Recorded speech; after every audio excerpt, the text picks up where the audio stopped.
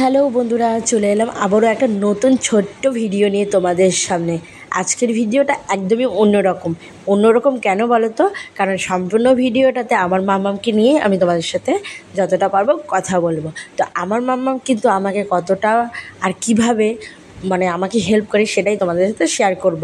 চলে এলাম নতুন একটা ভিডিও নিয়ে। কেমন আছো তোমরা সবাই অবশ্যই জানিও। আমরা কিন্তু অনেক অনেক অনেক ভালো আছি।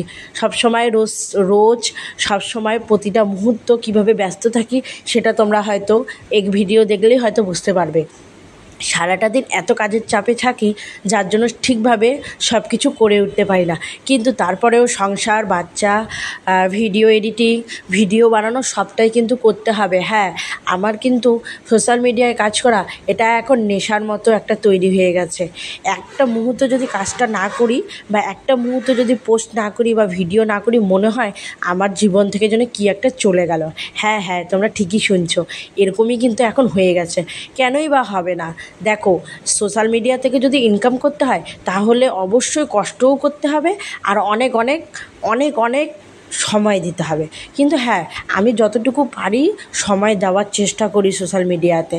আর বাকি সংসারের কাজ তো রয়েছে, এতটুকু বাচ্চাকে নিয়ে সারাটা দিন সব কিছু মেনটেন করে সব কিছু কাজ কমপ্লিট করে তারপরেই কিন্তু আমি সোশ্যাল মিডিয়াতে আসি। সবার পরিবারে ঘুরি, সবার পরিবারে যাই হোক, এই হলো আমার প্রতিটা দিন, প্রতিটা মুহূর্ত, প্রতিটা সময়ের রুটিন। আজ কিন্তু একদম ভিডিওটা অন্যরকম কেন বলো তো? কারণ সকালবেলা উঠে সমস্ত কাজ কমপ্লিট করে এখন কিন্তু জানলার যতগুলো পর্দা রয়েছে সবগুলোই কিন্তু আজকে ধুয়ে দেব।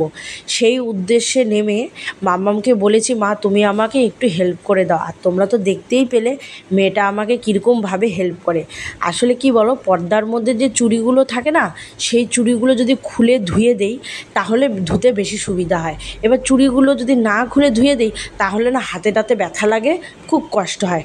যার জন্য মাম্মাকে বলছি, মা আমি পর্দার চুড়িগুলো খুলে দিচ্ছি, তুমি ব্যাগের মধ্যে ভরে রাখো। কারণ ওগুলো তো ছোটোখাটো জিনিস, আর মেয়েটা ওগুলো নিয়ে খেলা করতে শুরু করলে সেগুলো আর খুঁজেই পাওয়া যাবে না। তাই জন্য কিন্তু আমি মাম্মাকে বললাম ব্যাগের মধ্যে তুমি ভরো। আর এই ঘরের চৌকিটার অবস্থা দেখেছো তো, মাম্মাম জল ফেলে দিয়েছিল, তাই যত ব্ল্যাঙ্কেট, কম্বল, কাঁথা ছিল সব কিন্তু রোদে দিয়েছি। আর বাইরের ওয়েদারটা আজকে খুবই খারাপ, শুধু হাওয়া হচ্ছে, রোদ টোদ কিছুই নেই। তারপরেও কিন্তু আমি সব কিছু মেলে দিয়েছি। আর বিছানার চাদরগুলো সকালই ধুয়ে দিয়েছি।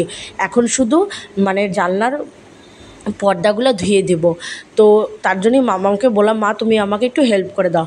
মা আমাকে অনেকটাই হেল্প করে দেয়। যখন ওর মুড ভালো থাকে ও আমাকে অনেক অনেক অনেক হেল্প করে দেয়, কিন্তু যখন ওর মুড খারাপ থাকবে তাহলে ভালোর জায়গায় অনেক খারাপ কিছু করে দেয়, তখন আর কিছু বলারই থাকে না। তো যাই হোক, আজকে ওর মুডটা ভালো ছিল তাই আমাকে অনেক কাজ করে দিয়েছে, অনেক হেল্প করে দিয়েছে। আর সকাল রান্নাটা কমপ্লিট করে নিয়েছি। তোমাদের দাদা সকাল মাছ নিয়ে এসেছিলো, তো মাছের ভাজা করেছি। মাছের যে তেল পটকা ছিল সেটা পেঁয়াজ দিয়ে ভেজে রেখেছি। আর করেছিলাম মাছের মাথা দিয়ে কুমড়োর তরকারি, সাথে করলা ভাজা, আর গতকালের আলু ভাজা রয়েছে, ফ্রিজে একটু সবজিও রয়েছে। তার জন্য আর আজকে বেশি কিছু করিনি, যেহেতু আজকে এত কাজের চাপ তাই সকালই কিন্তু রান্নাটা কমপ্লিট করে নিয়েছি। আর আমার মাম্মাম যেহেতু দেরিতে ঘুম থেকে ওঠে, সেহেতু সকাল রান্নাটা করে নেওয়ার চেষ্টা করে এখন কিন্তু ধোয়া কাচার দিকে যাব।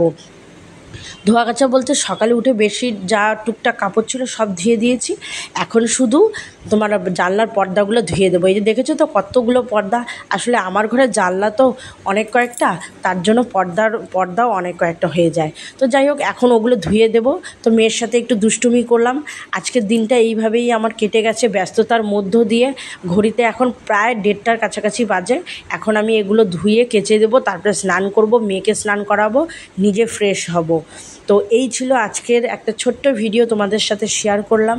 কেমন লাগলো তোমরা অবশ্যই জানাবে। আর অবশ্যই আমার পাশে থেকো, আমার সাথে থেকো।